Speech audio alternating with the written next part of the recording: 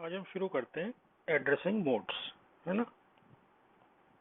Addressing modes आपका जो second unit है उसमें एड्रेसिंग मोड्स है, ठीक है। तो एड्रेसिंग मोड बेसिकली क्या है कि the manner in which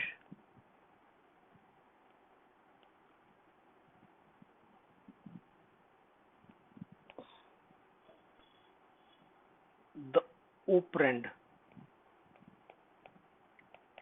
is given in the instruction, है ना। कि जो इंस्ट्रक्शन आप लिखते हो उसमें ओपरेंड ओपरेंड क्या होता है, आपने देखा हो इंस्ट्रक्शन के दो पार्ट है, एक ओप कोड है, दूसरा ऑपरेंड है। तो ओप कोड का मतलब क्या होता है, व्हाट टू डू, और ऑपरेंड का मतलब, ओप कोड का मतलब होता है व्हाट टू डू, क्या करना है, और ऑपरेंड होता है डेटा, ठीक है, समझ गए। तो इसके ऊपर आपको एक्टिविटी करनी है ना।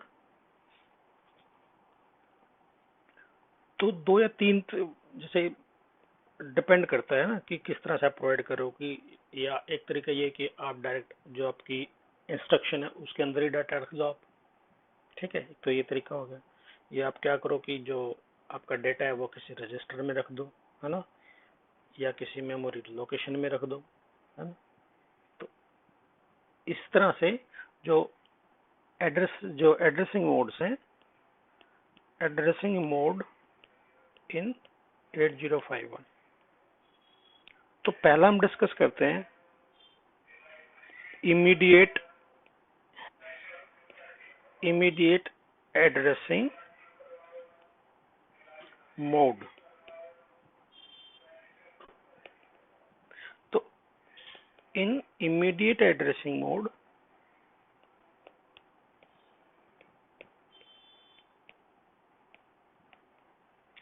the operand is given in the instruction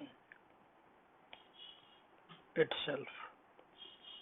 जो इंस्ट्रक्शन है उसमें ही आपका ऑपरेंड दिया रहता है, ठीक है। मतलब आपको इमीडिएट अवेलेबल है आपका ऑपरेंड, इसलिए इमीडिएट एड्रेसिंग मोड है इसका नाम, ठीक है।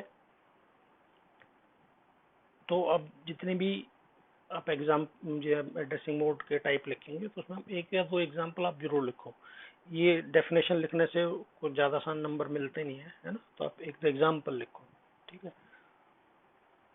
तो मैं एक एग्जाम्पल लिखता हूँ, मूव A,35H, ठीक है।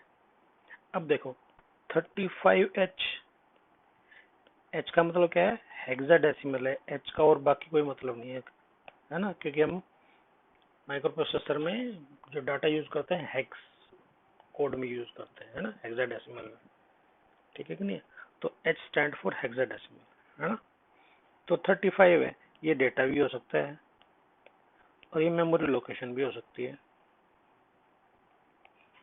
तो 35 देख के आप एक कंक्लूजन में मत पहुंचो, आप चेक करो कि इसके आगे क्या हैश है। अगर हैश है तो ये डेटा है, और अगर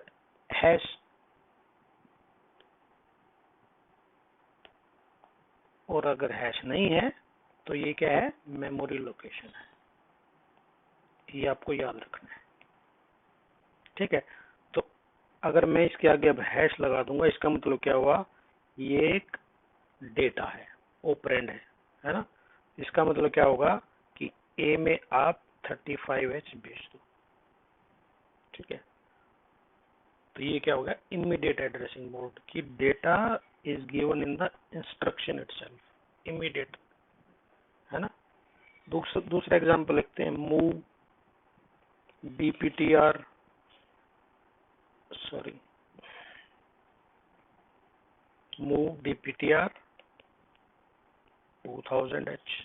इसका मतलब क्या हुआ कि DPTR में 2000H या जो डेटा है DPTR में भेज दो।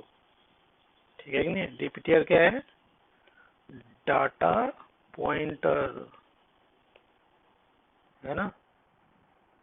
कहाँ यूज होता है? Use for accessing location in external RAM. आगे इसका यूज आएगा तब मैं आपको और बताऊंगा ना। तो ये तो होगा आपका इमीडिएट एड्रेसिंग मोड। ठीक है। दूसरा फिर आता है कि हम जो डेटा है वो आपका जो ऑपरेंड है वो किसी रजिस्टर में लिख दें, है ना? तो अगर रजिस्टर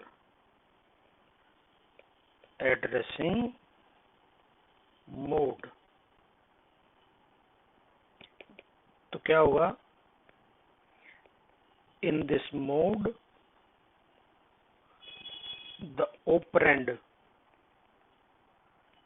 is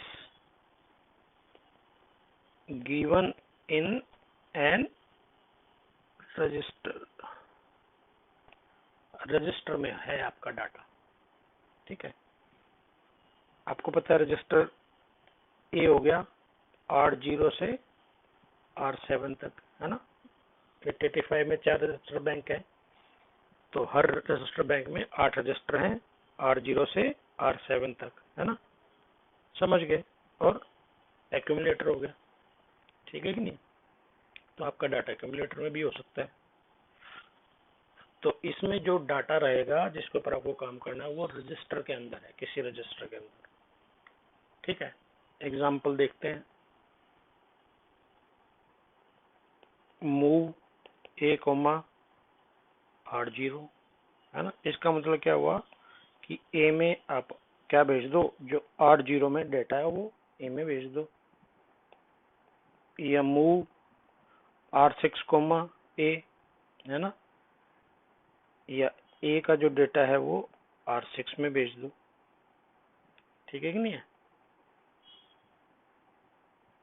तो ये होगा रजिस्टर एड्रेसिंग मोड। ठीक है कि नहीं? तो रजिस्टर एड्रेसिंग मोड। अब देखो, अब इमीडिएट एड्रेसिंग मोड क्या था? फास्ट था। तो इंस्ट्रक्शन आई, आपके पास डेटा है। ठीक है। वो फास्ट तो है लेकिन फिर उसमें कुछ और चीजें आती हैं कि जो उसकी जो लेंथ है ना, इंस्ट्रक्शन की लेंथ है वो बड़ी हो सकती है। ये भी फास्ट है। ठीक है। Register addressing mode. फिर आता है आपका तीसरा, direct addressing mode. Direct addressing mode. ठीक है। डायरेक्ट एड्रेसिंग मोड में, in this mode the data operand is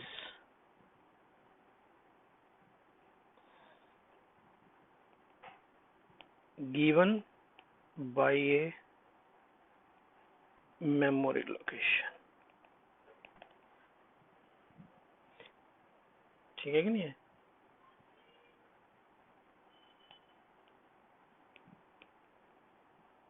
address of data is given.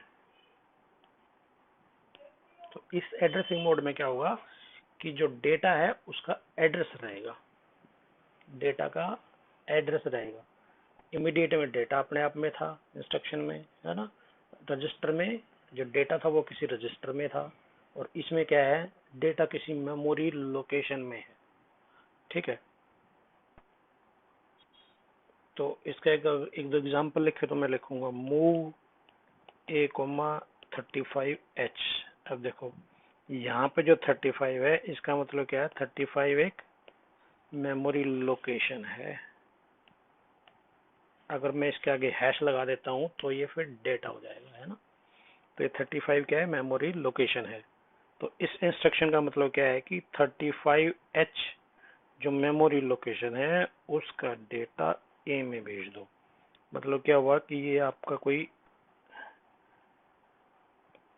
Memory bank है, तो इसकी लोकेशन है ये 0035 0035, ठीक है।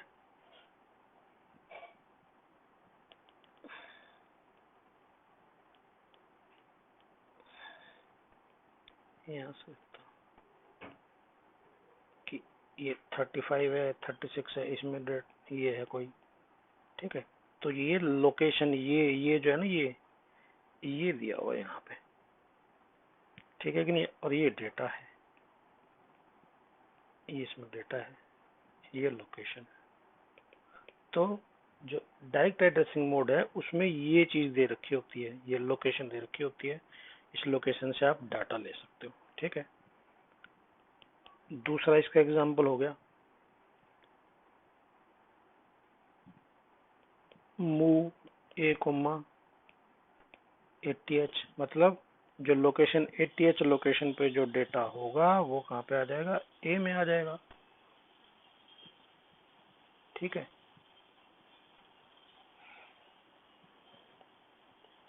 एक एग्जांपल ये है मूव 20H 30H। इसका मतलब क्या है कि ये लोकेशंस हैं, है ना।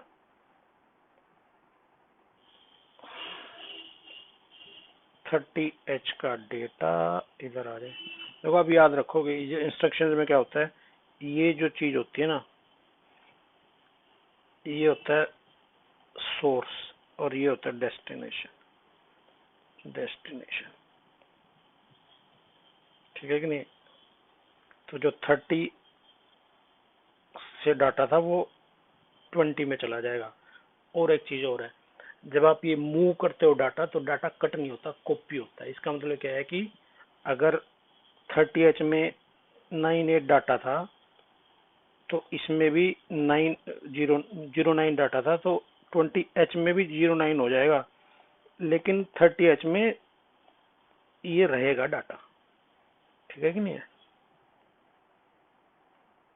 तो ओवरराइट हो जाता है, लेकिन ओवरराइट कर सकते हैं आप डाटा ना, आप उसको कट नहीं कर सकते, ठीक है कि नहीं है।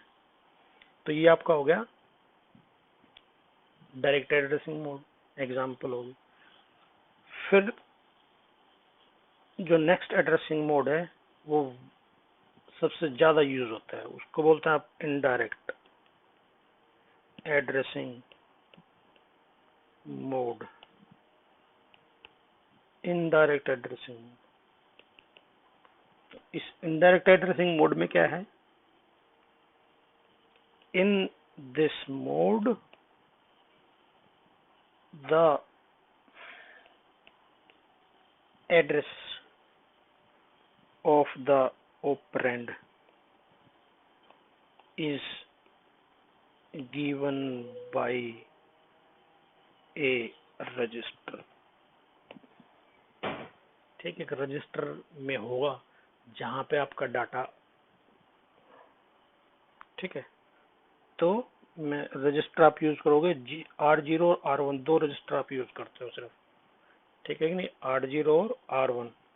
तो अब क्या हो गया कि मैं एक इंस्ट्रक्शन लिखता हूँ, फिर आपको थोड़ा सा और समझ में आएगा ना। मैं जो लाइन आपको बोलूंगा तो आपको बाद में समझ में आएगी। मैं एक लिखता हूँ मूव A@R0, ठीक है। तो इस इंस्ट्रक्शन का मतलब क्या है कि R0 में जो डेटा है, जैसे 35H डेटा है, तो ये एक मेमोरी लोकेशन है, और इस मेमोरी लोकेशन का जो डेटा है वो A में पहुंचा दो, ठीक है। तो R क्या है, R उस मेमोरी लोकेशन को पॉइंट बता रहा है जिसपे डेटा है। R उस मेमोरी लोकेशन को बता रहा है जिसमें आपको डेटा, जहां से आपको डेटा लेना है या डेटा रखना है, ठीक है कि नहीं है। तो ये इंस्ट्रक्शन लिखने से पहले, जैसे मूव A@R0, तो एट द रेट का मतलब होता है पॉइंटर। तो here R0 acts as the pointer ये मेमोरी लोकेशन, जैसे कोई मेमोरी है ये, तो ये एड्रेस बताएगा इस मेमोरी का कि ये एड्रेस है 35, ये 36, 37, इसके अंदर डेटा होगा आपका। ठीक है कि नीचे। तो ये चीज लिखने से पहले आपको R0 को इनिशियलाइज करना पड़ेगा। मूव R0 और हैश 35H। अब क्या हो गया कि R0 में 35H चला गया, ठीक है, इस इंस्ट्रक्शन में।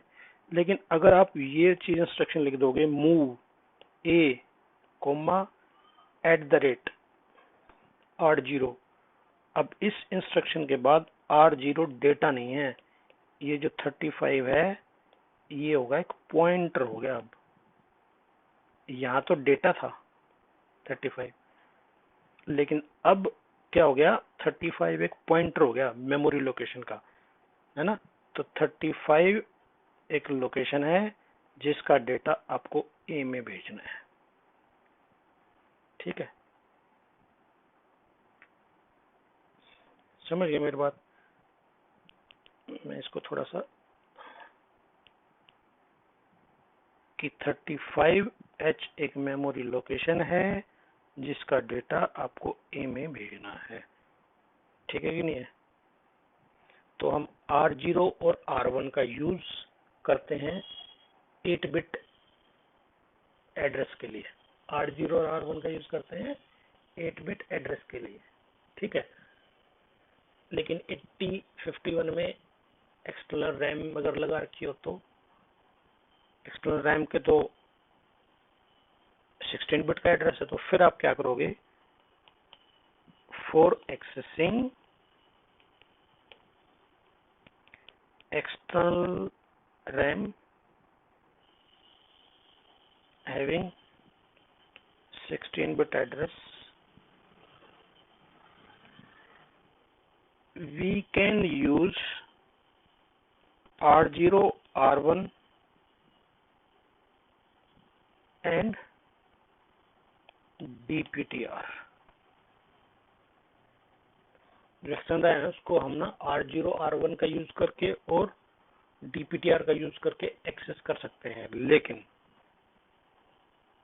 अगर आप R0 और R1 का यूज करोगे तो आप 0 से FF लोकेशन एक्सेस, है ना, इतनी लोकेशन एक्सेस कर सकते हो। ठीक है कि नहीं है। लेकिन अगर आपको पूरी मेमोरी एक्सेस करनी है, 65,536 लोकेशन एक्सेस करनी है, तो आपको DPTR का यूज करना पड़ेगा एज ए पॉइंटर।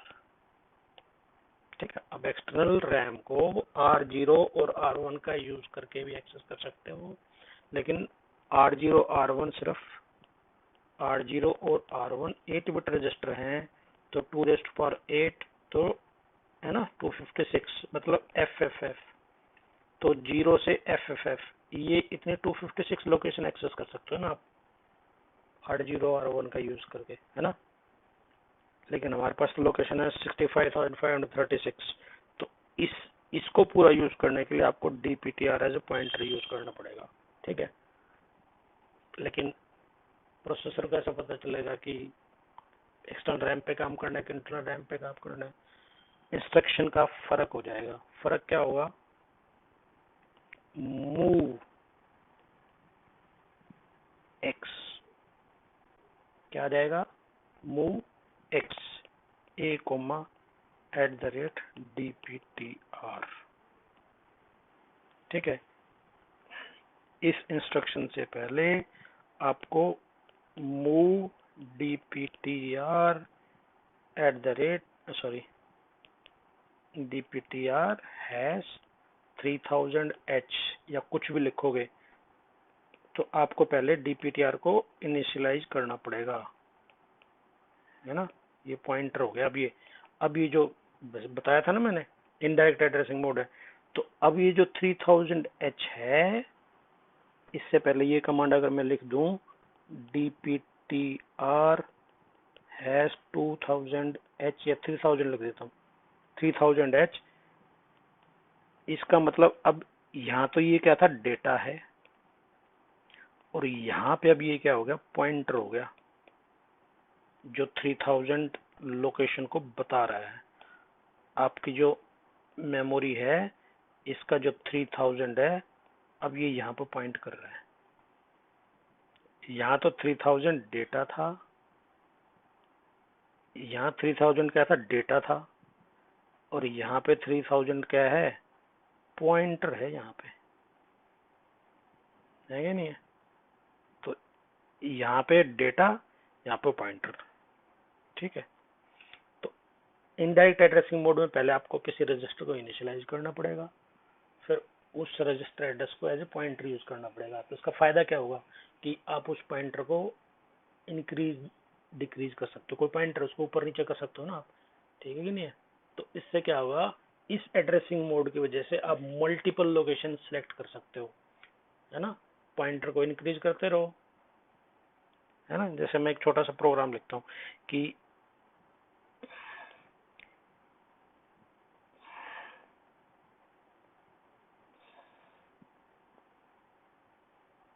जैसे लोकेशन है 30, ये 40 है, ठीक है।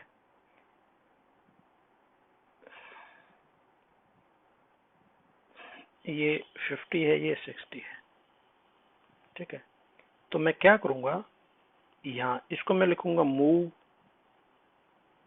क्या करूंगा, इनिशियलाइज करूंगा। पहले तो मैं पहले इसको इनिशियलाइज करूंगा, मूव R0 हैश 30H, ठीक है। तो उसके बाद फिर मैं क्या करूंगा, मूव A, @R0, पहली इंस्ट्रक्शन, दूसरे इंस्ट्रक्शन। यहाँ पे फिर मैं क्या करूंगा, इस वाले को इनिशियलाइज करूंगा कि मूव R1 50H, और दूसरा क्या करूंगा, मूव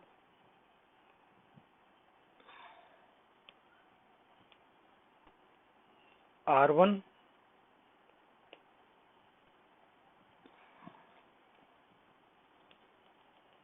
मूव @R1, A, ठीक है।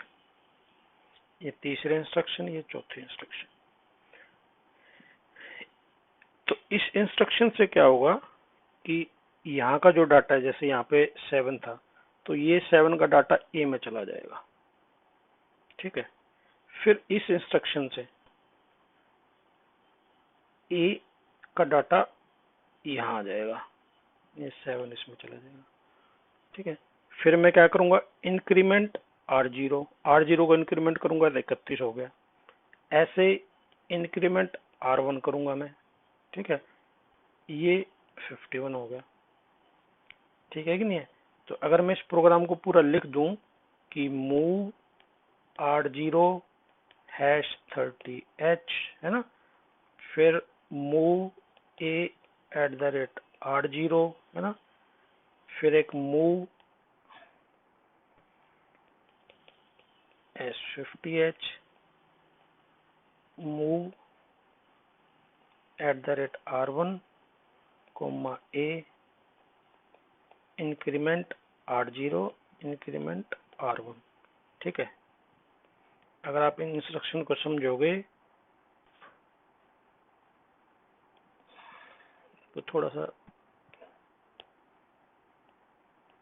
मूव @R1, A, ठीक है। ये एक प्रोग्राम हो गया बल्क डाटा ट्रांसफर करने का, कि यहाँ से डाटा ए में जाएगा, 30 से डाटा ए में जाएगा, और ए से डाटा यहाँ इसमें आएगा, फिर 31 हो जाएगा, ए में जाएगा, फिर 51 में जाएगा। तो ये बल्क डाटा ट्रांसफर है। तो कंप्यूटरों की आप देखो ना, कट कॉपी, जैसे आपने कॉपी किया पेस्ट कर रहे हो, तो वहाँ पे यही चीज होती है, बैकग्राउंड में इनडायरेक्ट एड्रेसिंग मोड यूज होता है वहाँ पे, ठीक है कि नहीं है, याद रहेगा। और पता कैसे चलेगा प्रोसेसर को कि ये एक्सटर्नल रैम के लिए है कि इंटरनल रैम के लिए एक्स, एक्स आपको बताएगा कि ये एक्सटर्नल रैम के लिए है। ठीक है, याद रहेगा। फिर अब जो लास्ट है वो है index addressing mode. Indexed addressing mode, जो इंडेक्स एड्रेसिंग मोड है, it is used to access internal ROM। जो इंटरनल रोम है तो उसको एक्सेस करने के लिए इस कोड का, इस एड्रेसिंग मोड का यूज किया जाता है। ठीक है कि नहीं?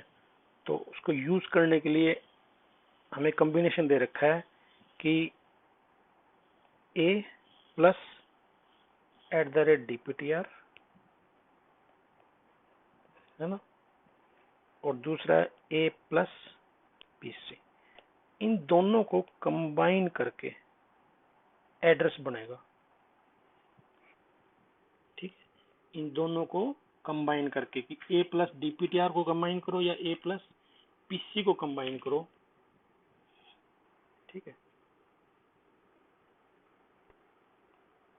मैंने शायद ये थोड़ा सा गलत लिख दिया है। ये आएगा @a प्लस DPTR और @a प्लस PC। तो ये दोनों मिलके एज ए पॉइंटर काम करते हैं। ठीक है, तो इसका हम जनरली यूज कहाँ करते हैं? इसका जनरली हम यूज करते हैं एक लुकअप टेबल को एक्सेस करने के लिए, है ना। तो लुकअप टेबल में क्या होगा कि आपका जैसे डिजिट्स है ना, 1 2 3 4 5 है ना, तो 1 2 3 4 5 7 सेगमेंट डिस्प्ले आपको डिस्प्ले करना है ना, तो आप ये यूज करते हो A B C D E F और G, है ना। तो आपको 1 डिस्प्ले कराना है, 1। तो 1 डिस्प्ले कराने के लिए आपको क्या करना पड़ेगा? ABCDEFG, है ना। 1 डिस्प्ले कराने के लिए B हाईलाइट होना चाहिए और C हाईलाइट होना चाहिए, है ना। B हाईलाइट हो गया, C हाईलाइट हो गया, बाकी 0 0 हो गया। ठीक है, तो क्या कोड हो गया? ये इसके आगे 0 में और अज्यूम कर लेता हूँ। ठीक है, तो ये जो कोड है ये बदलेगा नहीं ना, ये तो सेम रहेगा। 2 के लिए जो कोड होगा वो भी सेम रहेगा। तो लुकअप टेबल में हम क्या करते हैं, हम जो फिक्स कोड्स है किसी चीज को डिस्प्ले करने के लिए वो रख देते हैं उसके अंदर। ठीक है, जैसे इसको मान के चलिए किसका इक्विवेलेंट है, ये 3 और ये हो गया 0, तो 30H। तो उस लुकअप टेबल की एक लोकेशन पे ये 30 स्टोर रहेगा। ठीक है,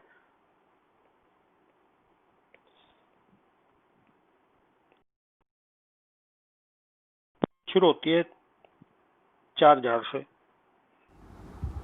जैसे आपके लुकअप टेबल है तो लुकअप टेबल सपोज शुरू करते हैं 4000, है ना। 4000 पे आपका 0 का कोड स्टोर है ना। 4001 पे 1 का कोड स्टोर है, यहाँ पे 0 का, या 1 पे 2 पे 2 का कोड स्टोर है ना। तो क्या हुआ कि आपको करना क्या है, 4000 तो इनिशियलाइज कर दो DPTR में और A में डाल दो ये 0 0। ठीक है, तो आप क्या करोगे, पहले तो आप इनिशियलाइज करोगे मूव DPTR हैश 4000H। ठीक है, फिर क्या करोगे मूव A हैश 0 0H। फिर आप क्या करोगे move C A @A plus DPTR। इस इंस्ट्रक्शन के बाद में A के पास, है ना, 0 का हेक्स कोड होगा, आप डिस्प्ले कर सकते हो। ठीक है। तो आपको 5 का चाहिए तो आप यहाँ पहले DPTR, ये तो ये रहेगा फिक्स है ना। आप A को 5 कर दो और फिर ये लिख दो, है ना। तो जैसे मैं कर दूँ move A coma hash 05H, है ना। A में 5 चला गया। अब उस पर बाद फिर लिख दो move CA comma @A plus DPTR। इसके बाद क्या होगा कि A के अंदर 5 का हेक्स कोड आ जाएगा, है ना, जिसको आप डिस्प्ले कर सकते हो फिर। ठीक है कि नहीं, समझ गए। तो अगर आपको फिर कोई समझने में दिक्कत हो तो आप मेरे से पूछ सकते हो। ठीक है कि नहीं। चलो, और उसके बाद एक कोई टॉपिक और रहेगा, वो मैं आपको बताता हूँ। ठीक।